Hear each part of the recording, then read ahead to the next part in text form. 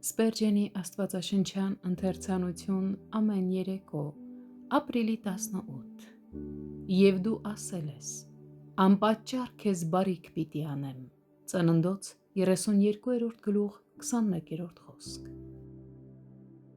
Երբ Հակոբը Հաբոկի աղբյուրի մոտ էր և Եսավը զինված մարդկանցով գալիս էր նրան ընդառաջ, նա անկեղծորեն Աստծո պաշտպանությունը փնտրեց և որպես իր աղոթքի գլխավոր հենարան հետևյալ խոսքերն արտաբերեց. «Եվ դու ասել ես, անպատճառ քեզ բարիք պիտի անեմ»։ Օ ինչ զորություն կար այս աղաչանքի մեջ։ Նա Աստծո առաջ վկայակոչում էր իր իսկ խոսքը՝ «Դու ասել ես»։ Աստծո հավատարմության խորհրդանիշներից մեկը զոհասեղանի եղջյուրն էր, որից մարդիկ բռնվում էին, սակայն խոստումը շատ ավելի զորավոր հաստատություն է, որից կարելի է կառչել. «Դու ասել ես, անպատճառ քեզ բարիք պիտի անեմ»։ Եվ միթե նա չի անի այն, ինչ ասել է։ Թող Աստված ճշմարիտ լինի, իսկ ամեն մարդ սուտ։ Հռովմայացիս 3 գլուխ 4 խոսք։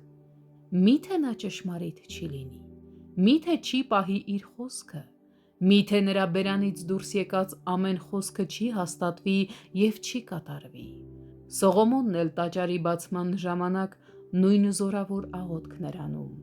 Նա աղաչում էր, որ Աստված հիշեր իր խոսքը, որ ասել էր իր հորը Դավիթին և օրհներ այդ վայրը։ Երբ մի մարդ իր ձեռքով պարտամուր հակ է ստորագրում, առաջ է գալիս նրա հեղինակության հարցը։ Դրանով նա պարտավորվում է որոշված ժամանակին մարել իր պարտքը, այլապես կկորցնի իր վստահությունը։ Մենք կարող ենք ասել, որ Աստված երբեք չի անարգի իր պարտամուր հակները։ Բարձրյալի հեղինակության վրա երբեք որևէ բիծ չի հայտնվել և չի էլ հայտնվի։ Նա մինչև այսօր ճշմարտությամբ կատարում է իր խոստումները։ Նա երբեք որոշված ժամանակից առաջ չի ընկնում, ոչ էլ ուշանում է։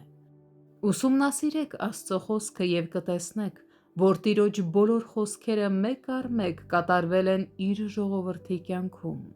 Նրանք բոլորն էլ կարող էին Հեսուի հետ ասել. «Մեր Տեր Աստվածը մեզ համար որչափ բարի խոսքեր որ ասել էր, նրանցից մի բան չպակասեց, ամենն էլ մեզ վրա կատարվեց»։ Հեսու 23-րդ գլուխ 14-րդ խոսք։ Եթե դու աստվածային խոստում ունես, տարակուսանքով մի աղոթիր, այլ վստահությամբ խնդրիր Տիրոջը։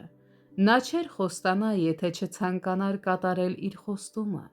Աստված իր խոսքը չի տալիս մեզ, մտադիր լինելով պարզապես մեզ հանգստացնել և ժամանակավորապես հուսադրել, սակայն վերջում մերժել։